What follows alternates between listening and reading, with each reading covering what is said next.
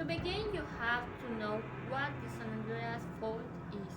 The San Andreas Fault is a geological fault spans a length of approximately 1,287 kilometers through California, United States.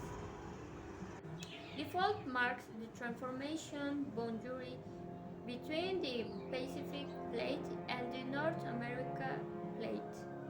The lateral slip measured in the central sector of the fault is about 25 millimeters per year, while the other, further away from it, it reaches 30 millimeters per year, which could indicate an accumulation of elastic deformation in the area of the fault. Because of this, it is moving the city of Los Angeles in the direction of the San Francisco Bay, approaching them at a speed of about 4.6 centimeters per year. This movement is so slow, but it can't be perceived on a human scale, but it has caused numerous damage to enduring works such as aqueducts, roads, and bridges. When was the San Andres Fault formed? The San Andres Fault is estimated to have formed about 30 million years ago in California, when the Pacific and North American plates collided. Thus, a type of transcendent fault composed of two plates that move in the opposite direction, horizontally with respect to the surface of the Earth. One of his computer models assumes the next major event on the San Andres Fault will be magnitude 7.8. Initially a rupture in Southern California, near the Salton Sea, and the shooting north along the fault toward Los Angeles.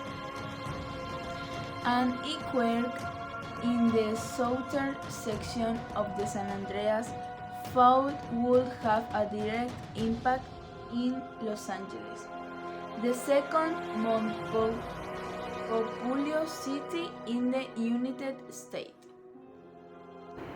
Consequently, from this is a cement used on of their computer model that assumes that the next major event in the San Andres Fault will be magnitude 7.8, which will induce a break in the Southern California near the Salton Sea and showed northward along the fault to him Los Angeles. More conservative estimates suggest that if such a quake occurred in the dead section and resulted about 2,000 people will die and more than 5,000 would be injured. An earthquake in the southern section of San Andres would have a direct impact in Los Angeles, the second most populous city in the United States. Also, about 1% of the buildings in the area of 10 million people were collapsed and about 12 of the buildings in the area would have to abandon it.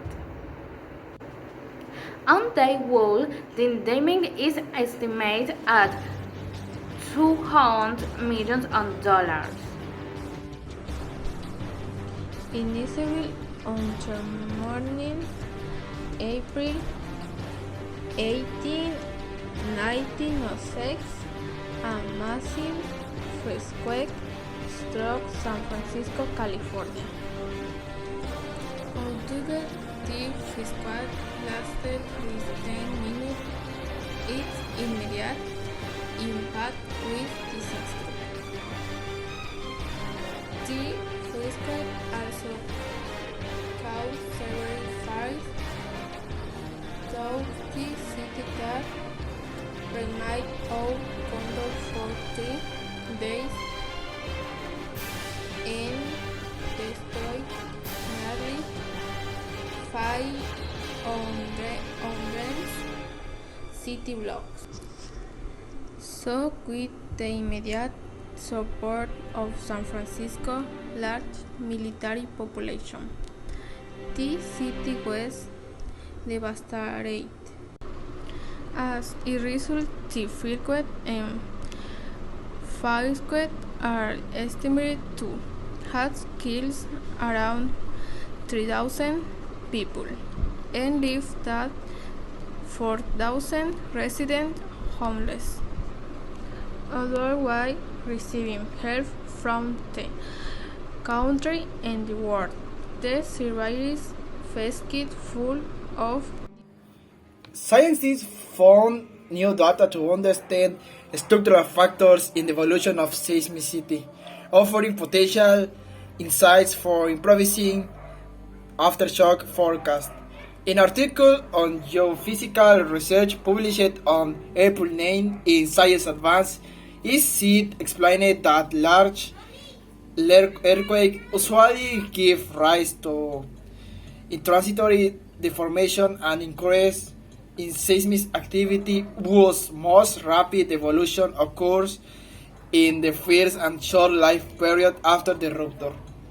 Using geophysical observation from the 24 magnitude 6.0 earthquake in Berkeley, California, the authors of the publication obtained images of the continually evolving subsequent landslide along with aftershocks on the San Andreas Fault over a post-seismic time period of minutes today. All results reveal a multi-stage scenario, including immediate onset of posterior sleep after a post-seismic shake lasting 10 of seconds, short duration sleep inversion in minutes, expansion of subsequent sleep in hours, and the sleep migration between subparallel fault range in days. They found that the movement of the fault after the earthquake, early after sleep, and the associated stress change appear to be in sync, while local after sleep rates while decreasing after sleep, often proceeding larger after sleep, suggesting control over the behavior of fine-scale replicas. Large earthquakes usually give rise to a transitory deformation and increase in seismic activity, the most rapid evolution of which occurs in the short life period after the rupture.